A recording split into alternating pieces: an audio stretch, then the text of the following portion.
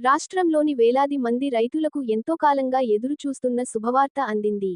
PM Kisan Samman Nidhi పథకం కింద సాంకేతిక సమస్యల కారణంగా నిలిచిపోయిన బకాయి నిధులను కేంద్ర ప్రభుత్వం విడుదల చేసే ప్రక్రియను ప్రారంభించింది. సుమారు 22,000కు పైగా అర్హులైన రైతులను తాజా చెల్లింపు జాబితాలో చేర్చినట్లు సమాచారం.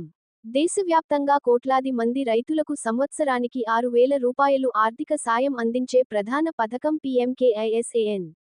ప్రతి 4 నెలలకు ఒకసారి 2,000 రూపాయలు చొప్పున రైతుల బ్యాంక్ ఖాతాల్లో నేరుగా జమ అవుతుంది.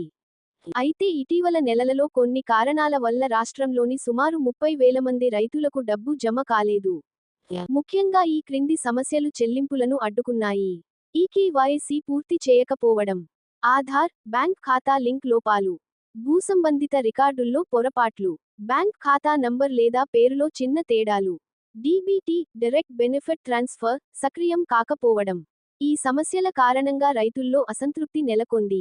రాష్ట్ర ప్రభుత్వ జోక్యం, కేంద్రం సానుకూల స్పందన. ఈ సమస్యను రాష్ట్ర వ్యవసాయ శాఖ గంభీరంగా తీసుకుంది.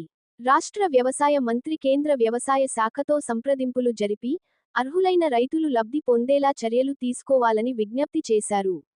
కేంద్ర ప్రభుత్వం రాష్ట్రం నుంచి వచ్చిన ధృవీకరణ పత్రాలను పరిశీలించి, అర్హత ఉన్న రైతుల కేసులను మళ్లీ సమీక్షించింది. ఫలితంగా 22,000కు పైగా రైతులను 22వ విడత చెల్లింపు జాబితాలో చేర్చినట్లు వెల్లడించింది. 22వ విడతపై రైతుల ఆసక్తి.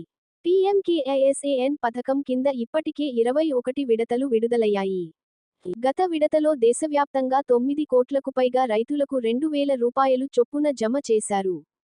ఈ సాయం ద్వారా రైతులు విత్తనాలు, ఎరువులు, సాగు ఖర్చులు తీర్చుకునేందుకు ఉపయోగించుకున్నారు. రైతులు ఈ విషయాలు తప్పక పరిశీలించాలి. భూమి రికార్డులు సరిగా ఉన్నాయా? ఆధార్ వివరాలు సరైనవా? బ్యాంక్ ఖాతా డీబీటీకి అనుసంధానమైందా? ఈకేవైసీ పూర్తయిందా? చిన్న పొరపాటు కూడా చెల్లింపును నిలిపివేయవచ్చు. ఈకేవైసీ తప్పనిసరి. రైతులు తమ పేరు చెల్లింపు జాబితాలో ఉందో లేదో సులభంగా ఆన్లైన్లో తెలుసుకోవచ్చు. పీఎంకేఐఎస్ఏఎన్ అధికారిక వెబ్సైట్ను సందర్శించాలి. బెనిఫిషరీ స్టేటస్ ఎంపికను క్లిక్ చేయాలి. ఆధార్ నంబర్ లేదా రిజిస్ట్రేషన్ నంబర్ నమోదు చేయాలి. చెల్లింపు స్థితి వివరాలు స్క్రీన్పై కనిపిస్తాయి. ఇలా ముందుగానే వివరాలు చెక్ చేసుకోవడం ద్వారా సమస్యలను త్వరగా పరిష్కరించుకోవచ్చు. రైతులకు ఉపశమనం. సాంకేతిక సమస్యల కారణంగా బకాయి పడిన నిధులు ఇప్పుడు విడుదల కావడం రాష్ట్రంలోని వేలాది రైతులకు పెద్ద ఊరటగా మారింది. ప్రభుత్వ సహాయం సమయానికి అందితే రైతులు సాగు పనులను సక్రమంగా కొనసాగించగలరు. 22వ విడతపై స్పష్టత రానున్న రోజుల్లో రావొచ్చు. అప్పటి వరకు రైతులు తమ రికార్డులను సరిచూసుకుని, అవసరమైన ప్రక్రియలను పూర్తి చేయడం అత్యంత ముఖ్యము. పీఎంకేఐఎస్ఏఎన్ 22వ విడత, ఈకేవైసీ అప్డేట్, రైతు సబ్సిడీ 2026 వంటి అంశాలపై తాజా సమాచారం తెలుసుకోవడానికి అధికారిక ప్రకటనలను గమనిస్తూ ఉండాలి. రైతుల సంక్షేమమే దేశాభివృద్ధికి బలమైన పునాది.